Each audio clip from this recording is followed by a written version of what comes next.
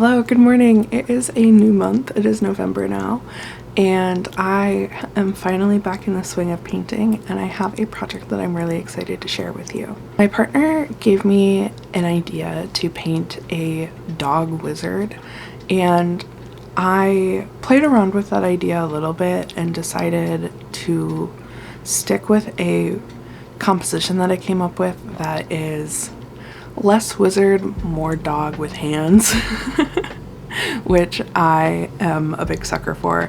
I've never really drawn like an anthropomorphic character before, so this was a big challenge for me, like getting the proportions right, and I'm really excited with how it turned out.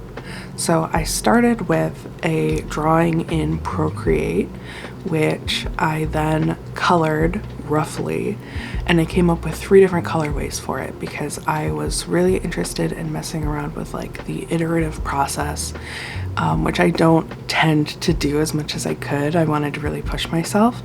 So first I came up with a red and blue illustration because I'm really on a red and blue kick right now.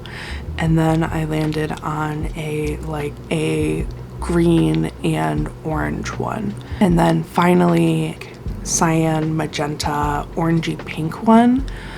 And today I decided to start with the more magenta and cyan one, but my idea is I'm going to paint all of these, and I'm going to paint each one of them differently, use a different process, and see, I'm just kind of messing around with style, with color, with process in general to figure out what I like, because I tend to get really stuck in my ways, and that's not necessarily a good thing.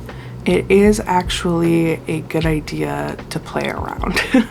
So let's get started. I'm really excited to jump in with this. Because I plan on painting this multiple times, I printed out the line work first, and then I'm just using a cheap little light table from Amazon to trace out the line work, so that way I don't have to redraw it 3 times, because oh my god, I hate redrawing things multiple times.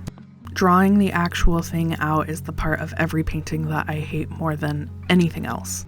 And now I am going through and creating a wash of kind of an orangey tone, which helps me get my values and my colors in mind while I'm painting.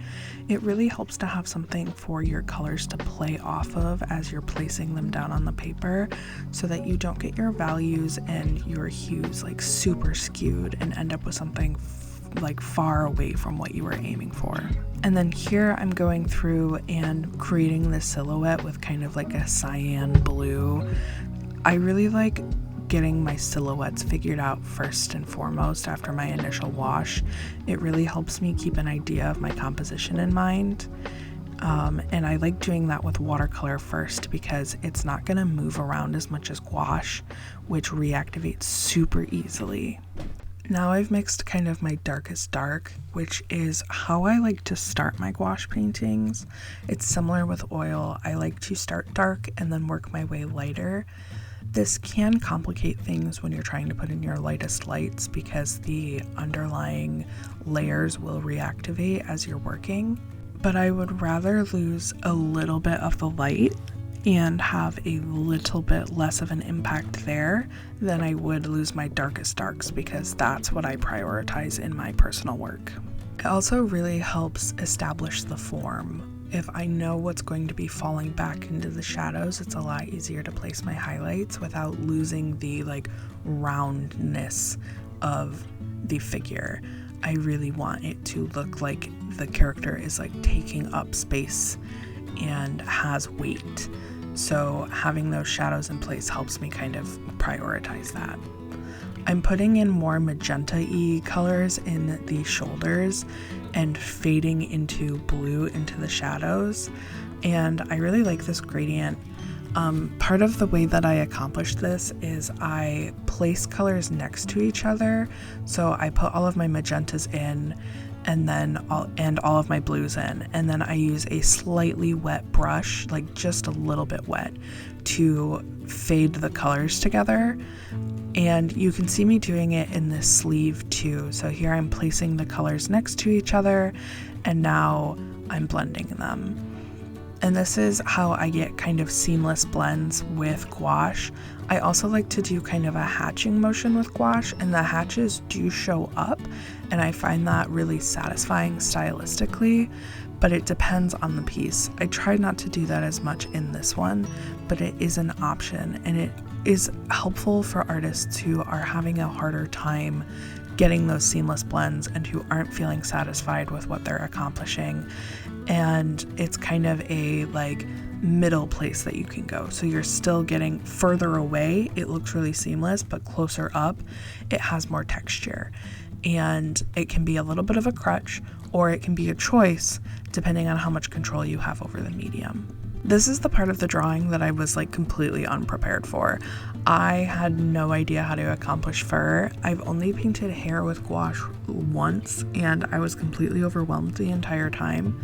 I knew I needed to put some shadows down first, so I went in with magenta because I really wanted kind of like neon looking shadows, and I'm really glad I did that because I actually love the way it turned out.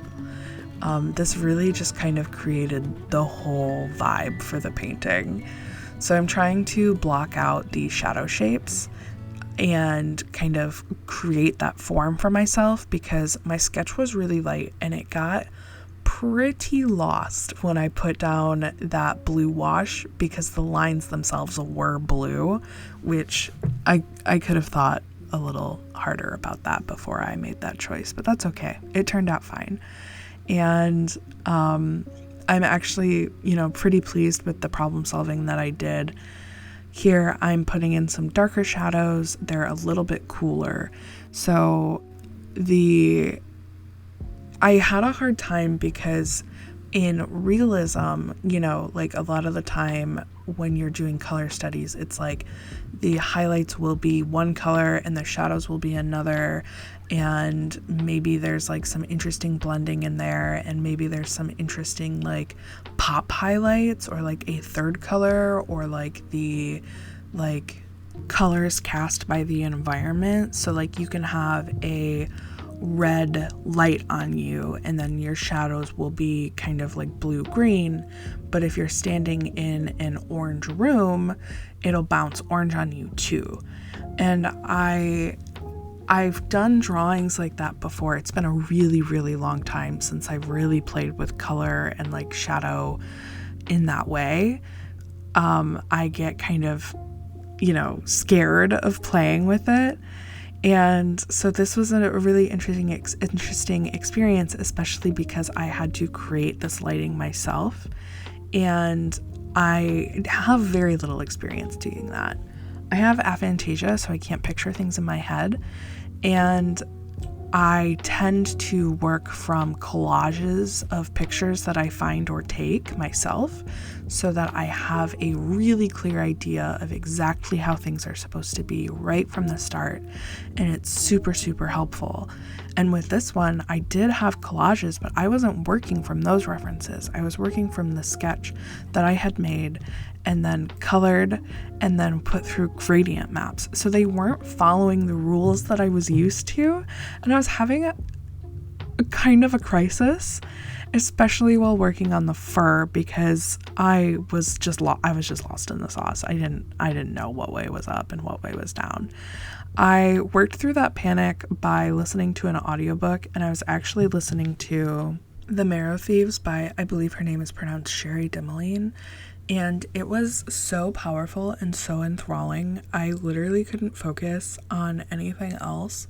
And it got me through this painting, which is really incredible because I've been really struggling with focus and really buckling down and working on something for months and months and months.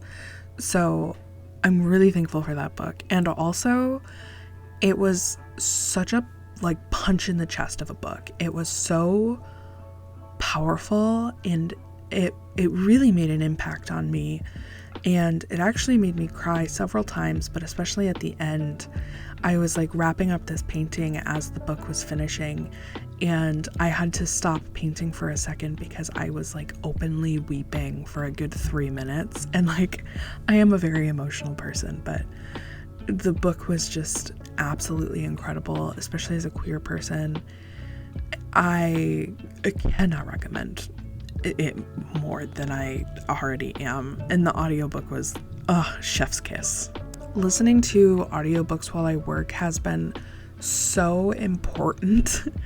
I've actually been able to read over 100 books this year in November, which is really cool because last year I was like struggling to make it to 100 at like the end of December.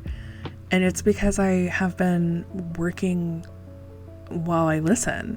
So anytime I sit down to work in my sketchbook, anytime I sit down to paint, anytime I try to come up with ideas, I have an audiobook on. And it helps free up a part of my brain that is usually so focused on like, you're not doing this right, there's something wrong, or like thinking about inspiration rather than just getting into the creative flow. So I have this habit of going on Pinterest or going on Instagram and looking at what other people are doing, when what I really need to do is think about what I want to do.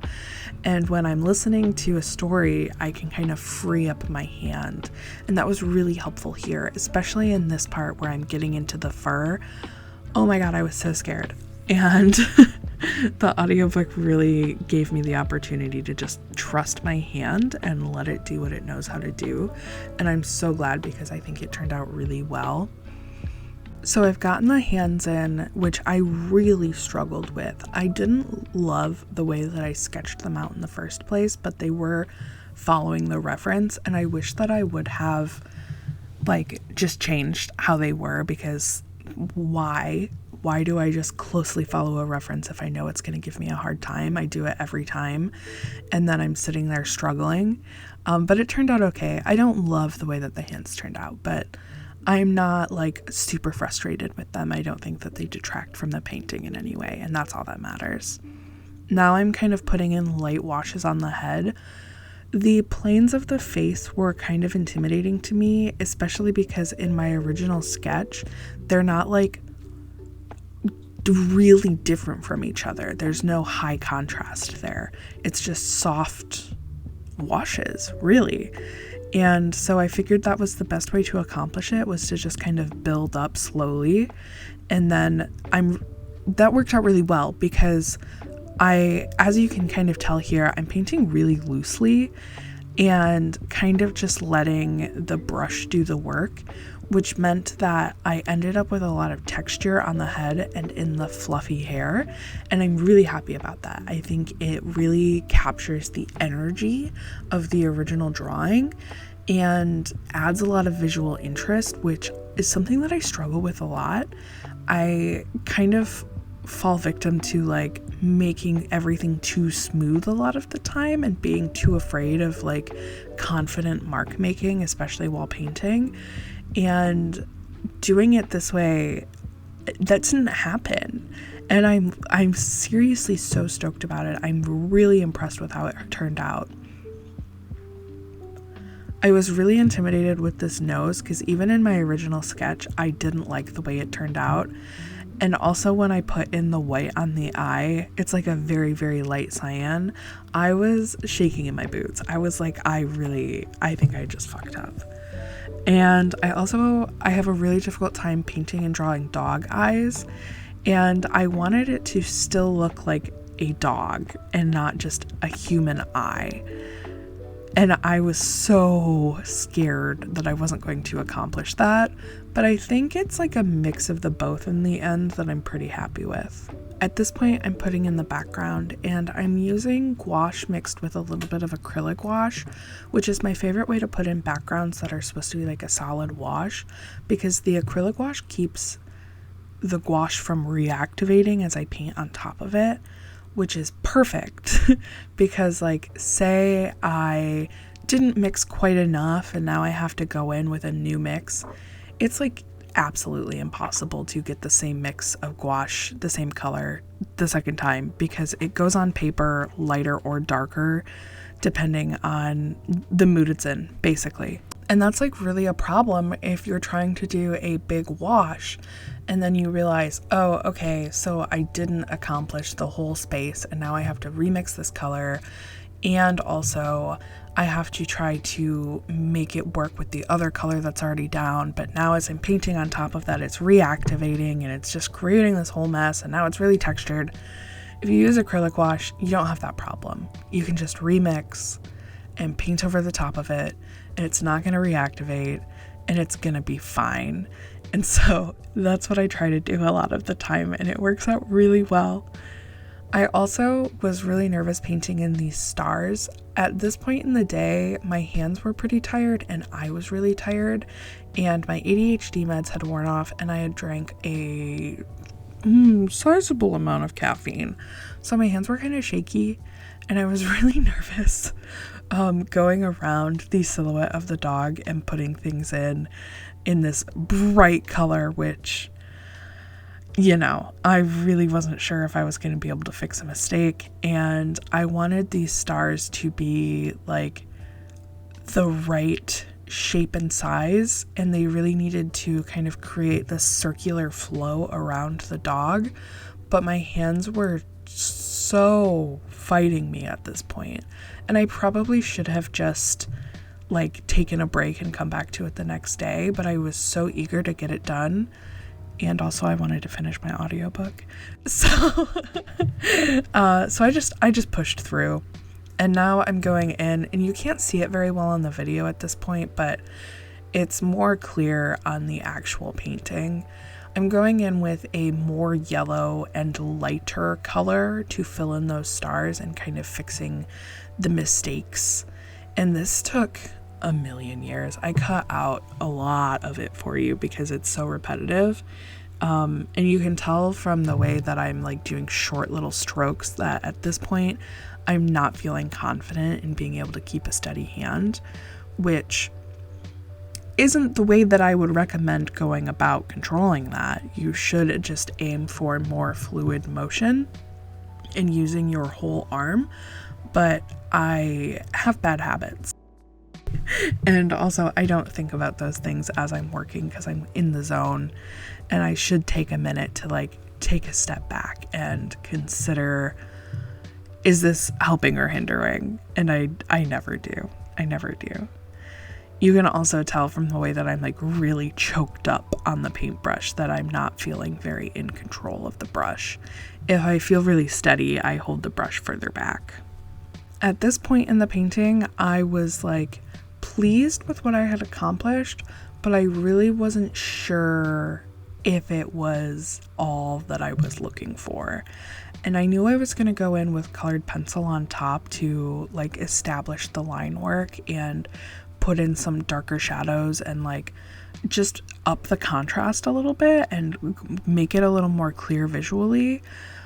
And I was really nervous about doing that because my hands were shaky, but it was fine. You know, you can see I'm kind of putting in a line and then twisting the pencil a little bit, and that helps me keep a sharper edge, which is really important, especially with Prisma Color, because they're so soft.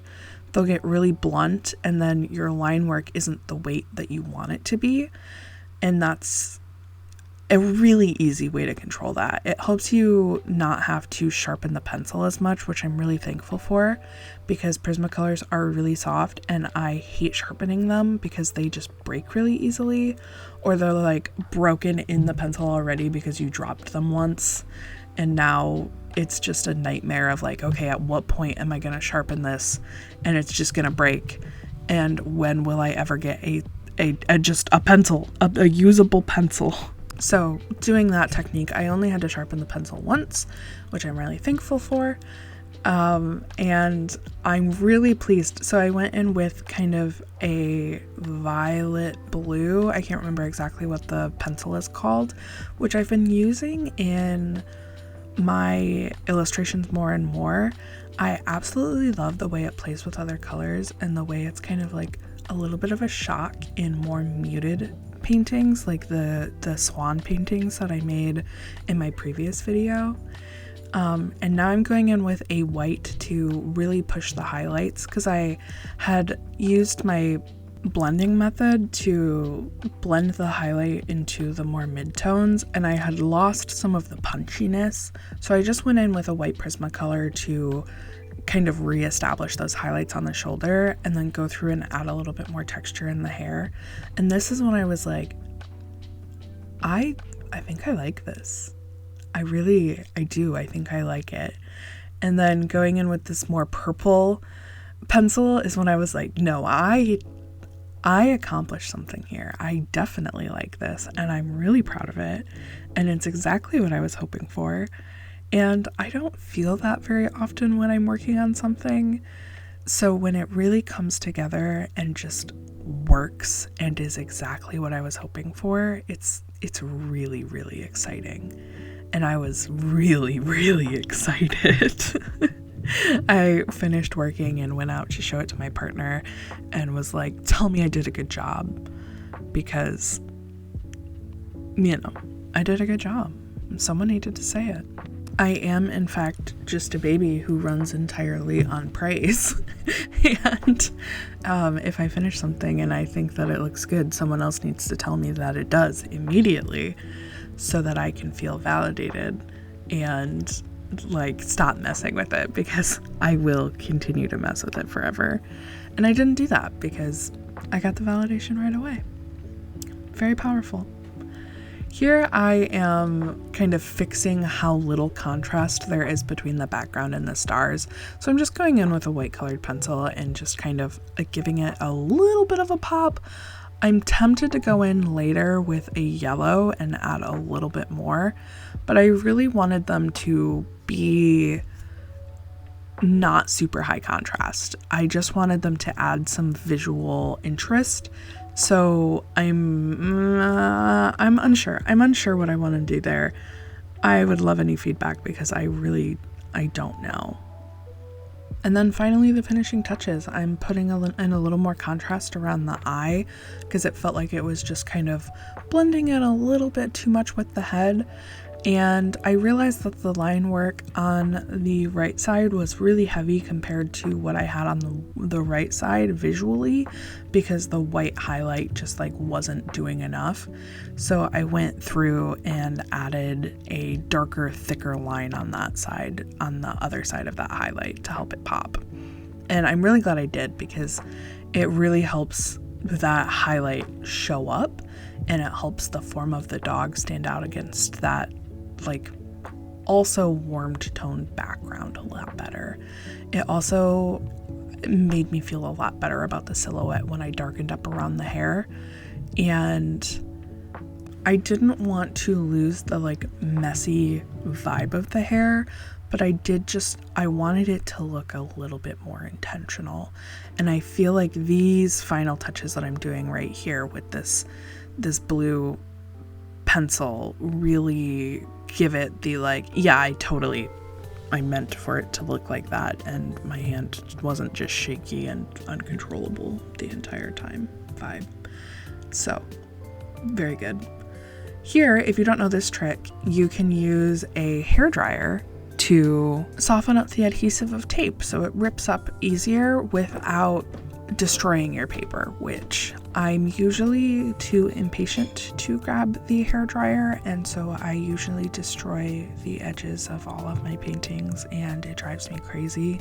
This was my first time actually doing this, even though I've known that it's an option for years, and I'm so glad I did, because oh my god, it really drives me nuts when I mess up the edges of my paper, especially when it like, you know, rips up into your painting too, and then the edges aren't clean, and when you go to scan it you have to go in and fix it in Photoshop, and it's a whole thing. I hate that so much, and it is my life up until now. So here we go, it's finished, it's done. I love it. I hope you love it. I had a really good time working on it. Extremely pleased with how it turned out, especially those neon shadows, and I hope you have an extremely pleasing day. Bye!